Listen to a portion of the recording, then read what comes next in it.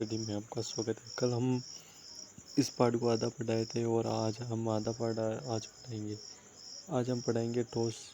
कल पढ़ाए कल पदार्थ की तीन अवस्थाएं होती हैं। एक तो ठोस होती है, ये द्रव होती है, ये गैस होती है। आज हम पढ़ाएंगे ठोस अवस्था। ठोस अवस्था किसे कहते हैं?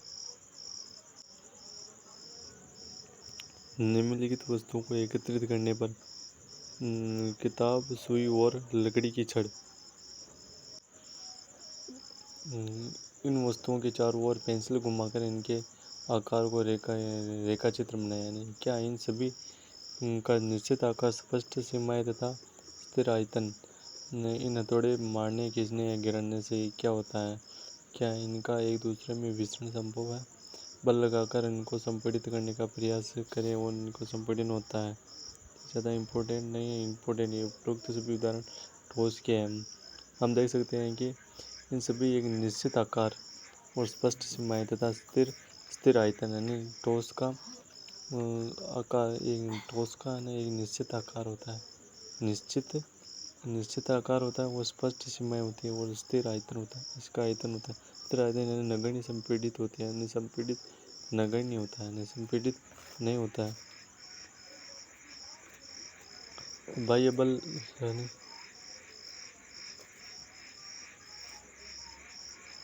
बल लगाने पर ठोस टूट सकते हैं, लेकिन इनका आकार नहीं बदलता। यानी बल लगाने पर ठोस टूट जाते हैं, लेकिन आकार नहीं बदलता है, इसलिए ये दृढ़ होते हैं। निम्नलिखित विचार कीजिए। रबड़ को क्या माना जाएगा? क्या खींचकर इनको आकार बदला जा सकता है? हाँ, रबड़ का आकार बदला जा सकता है। ठोस विभिन्न प्रकार के बर्तनों में पर चीनी और नमक उन्हीं बर्तनों के आधार पर ले लेते हैं। या क्या ये ठोस है? विभिन्न आकार के बर्तन में रखने चीनी और नमक बर्तनों के आकार ले लेते हैं। स्पंज, यह ठोस लेकिन फिर भी संपीड़ित संभव है।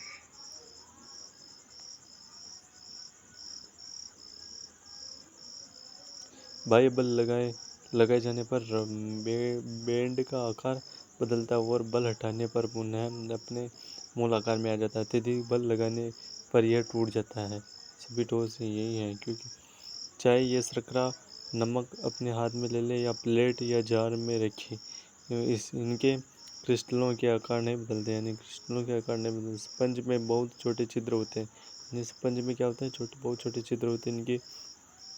इनमें वायु का समावेश होता है और जब हम इसे दबाते हैं तो वायु बाहर निकलती है।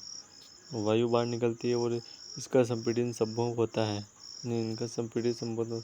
स्पंज में बहुत छोटे छोटे छिद्र होते हैं। ठोस पढ़ लिया था, अब हम पढ़ेंगे द्रव। द्रव अवस्था किसे कहते हैं? द्रव, जैसे पानी एक द्रव है। जैसे ये ज़्यादा इम्पोर्टेंट नहीं है। प्रक्षेपण से ये समझ में आता है कि द्रव का आकार नहीं होता, लेकिन आयतन निश्चित है। इसका आकार नहीं, द्रव का आकार नहीं होता, लेकिन आयतन निश्चित होता है। यानी आयतन निश्चित होता है। रखा जाए तो उसका आकार ले लेता है। जिसमें रखा जाए उसका आकार लेता है। द्रव में भाव होता है। द्रव में जैसे पानी, उसका भाव होता है, इनका आकार बदलता है, इसलिए दृढ़ नहीं है, लेकिन तरल होते हैं। क्रियाकलाप 1.4 हम देखा है कि ठोस द्रव वितरण द्रवों में संभव है। वितरण गैस में विस्तृत होकर जल में घुल जाते हैं। ये गैस विशेषतः ऑक्सीजन, कार्बन डाइऑक्साइड जलीय जंतुओं, पौधे में के लिए अनिवार्य होते हैं। सभी जीवधारी अपने जीवन निर्वाह के लिए श्वास लेते हैं और जलीय जंतु जल में घुली ऑक्सीजन के कारण श्वास लेते हैं। इस तरह से हम इस निष्कर्ष पर पहुंचते हैं कि द्रव में ठोस, द्रव और गैस तीनों विसरण संभव। यानी द्रव में ठोस, द्रव और गैस तीनों संभव है।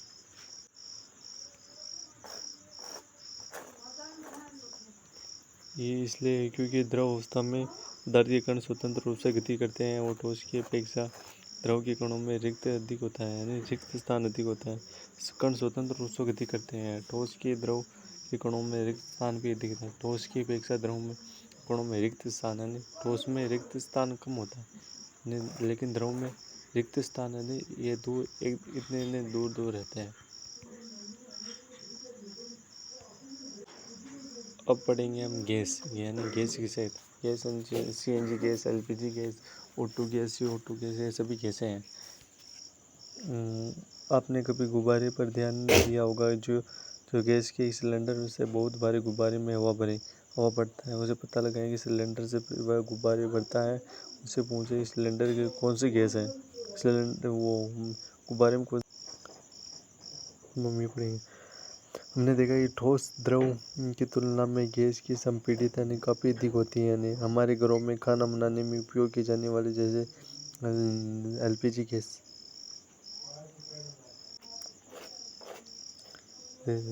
एलपीजी का पूरा नाम क्या है?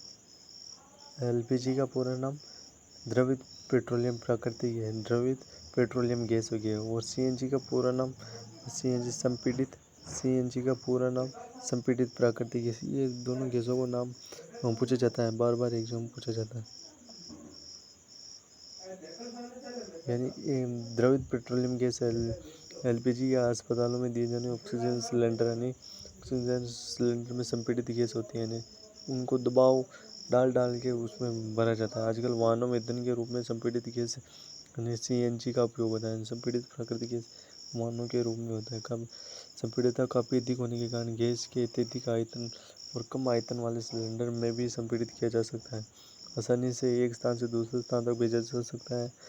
हमारे नाक तक पहुंचने वाली गंध से बिना रसोई में प्रवेश किए ही बिना हम जान सकते हैं कि खाना पकाया जा रहा है। गंध के माध्यम से हमें पता लगता है।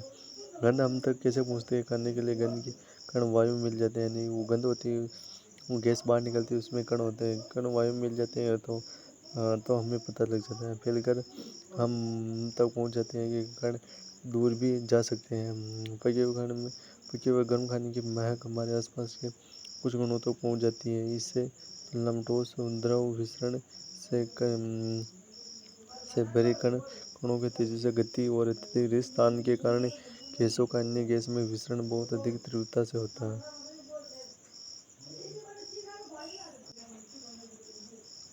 गैसीय अवस्था में कणों की गति अनियमित गैसीय कणों में कणों की गति अनियमित होती है और अत्यधिक तीव्र होती है। अनियमित गति के कारण कण आपस में बर्तन की दीवारों से टकराते हैं और बर्तन की दीवार पर गैस के कणों द्वारा इकाई क्षेत्र पर लगे बल के कारण गैस का दबाव बनता है। इसी के साथ ये पाठ खत्म हो गया है। जैसे आज आप सभी जानते हैं, ठोस बर्फ में बदलता है, गैस द्रव जैसे जल में बदलता है और गैस जैसे वाष्प में बदलता है। अवस्था बदलने के दोनों पदार्थ के अंदर क्या होता है? अवस्था परिवर्तन सभी पदार्थ के कणों पर क्या प्रभाव पड़ता है? निम्न प्रश्नों के उत्तर नहीं खोजना चाहिए।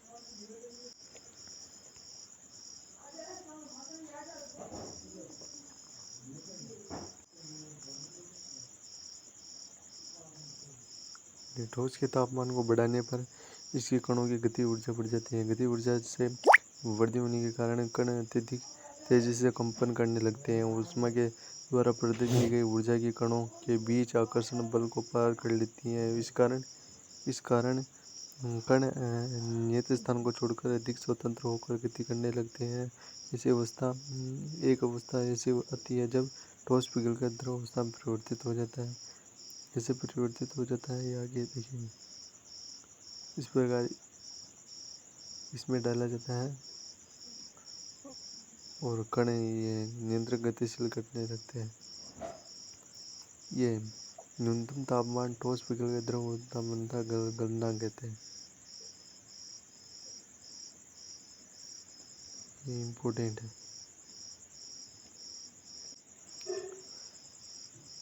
बर्फ का गलनांक भी पूछा जाता है। ये 273.15 केल्विन गलने की प्रक्रिया यानी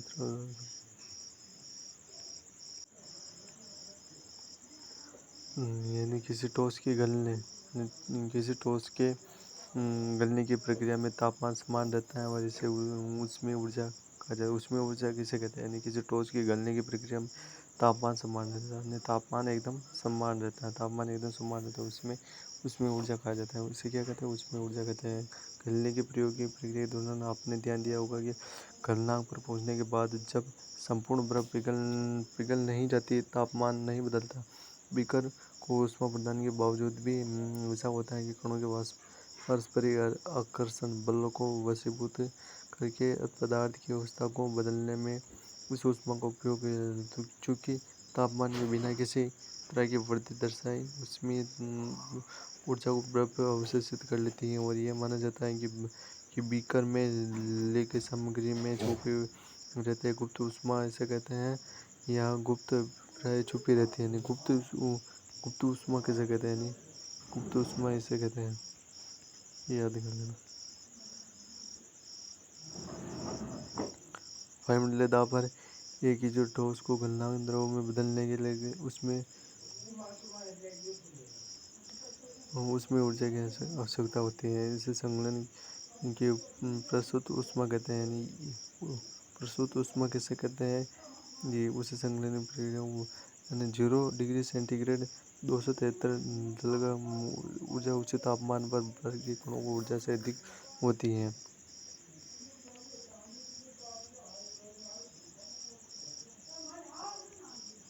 जब हम उसमें ऊर्जा देते हैं तो कण अधिक तेजी से गति करने और निश्चित तापमान पर पहुंचकर कणों में इतनी ऊर्जा जाती है कि वह परस्पर आकर्षण बल तोड़कर स्वतंत्र हो जाती है। इस तापमान द्रव गैस में बदलना शुरू हो जाता है। वायुमंडल दाब पर तापमान जिस द्रव में उबलने लगता है उस पर क्वथनांक उसे तापमान जिस द्रव पर उबलने लगता है उसे क्वथनांक कहते हैं। क्वथनांक समष्टि गुण द्रव के कणों को इतनी ऊर्जा मिल जाती है कि वे वाष्प में बदल जाते हैं। जल के लगभग 373 केल्विन 100 सेंटीग्रेड 273 प्लस 100 बराबर 373 केल्विन। क्या आप वाष्पीकरण गुप्त ऊष्मा को परिभाषित कर सकते हैं? इस तरह हम परिभाषित किए जैसे कि संलग्न की प्रस्तुत ऊष्मा को परिभाषित किया जाता है 373 केल्विन 100 सेंटीग्रेड तापमान पर भाप पदार्थ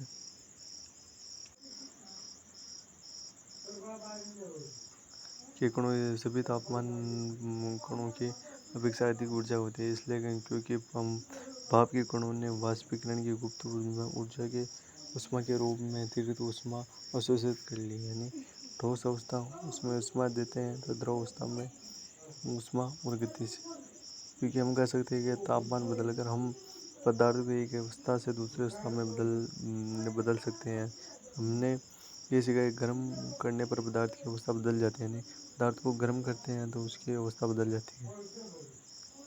ठोस से द्रव, द्रव से गैस में बन जाते हैं। लेकिन कुछ ऐसे पदार्थ हैं जो द्रव अवस्था में परिवर्तित हुए बिना ही ठोस अवस्था में सीधे और वापस से ठोस अवस्था में बदल जाते हैं। द्रव अवस्था में अपरिवर्तित हुए बिना ठोस अवस्था में सीधे गैस में बदलने की प्रक्रिया ऊर्ध्वपात है। ऊर्ध्वपात किसे कहते हैं?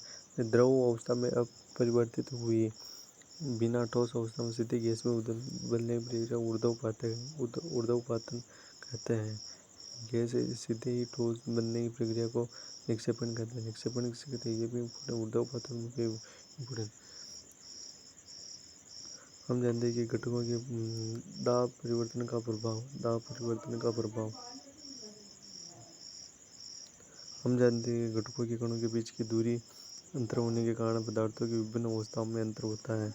किसी सिलेंडर में भरी गैस पर दाब लगाने पर संपीड़ित करने पर क्या होगा?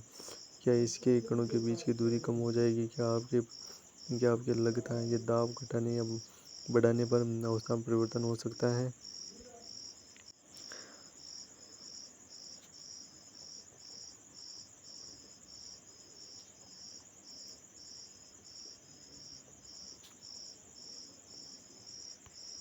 दाब के बढ़ाने और तापमान के घटाने से द्रव अवस्था में बदलती है ठोस द्रव।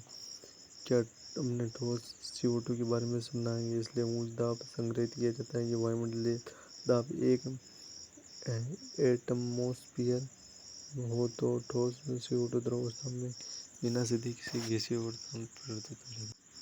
वाष्पीकरण पदार्थ की अवस्था बदलने के लिए सीधे ऊष्मा देना या दबाव बदलना आवश्यक है।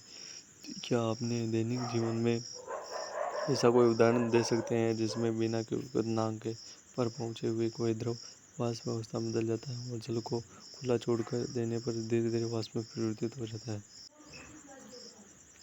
गीले कपड़े सूख जाते हैं वो दोनों ही उदाहरण जल में किया। हम जानते हैं कि पदार्थ हमेशा गतिशील होते हैं और कभी रुकते नहीं हैं। निश्चित तापमान पर गैस ठोस द्रव गैस की विभिन्न मात्रा में गति ऊर्जा होती है। द्रवों में उपस्थित गुणों के कुछ अंशों में इतनी गति ऊर्जा होती है कि वे एक दूसरे गुणों के आकर्षण बल मुक्त हो जाते हैं। क्वथनांक से कम तापमान द्रव के वाष्प के रूप में परिवर्तित होने इस प्रक्रिया के वाष्पीकरण कहते। वाष्पीकरण इम्पोर्टेंट है, इसे कहते हैं। इसी के साथ मैंने जो पढ़ाया आपके समझ में आया होगा। समझ में नहीं आया तो कमेंट करके पूछ सकते हैं, कोई भी समझ में नहीं आया तो। और हम रेगुलर पढ़ेंगे और आप सभी आए कमेंट करें जो भी समझ में आए। हमारे चैनल को लाइक करें, सब्सक्राइब करें। थैंक्स।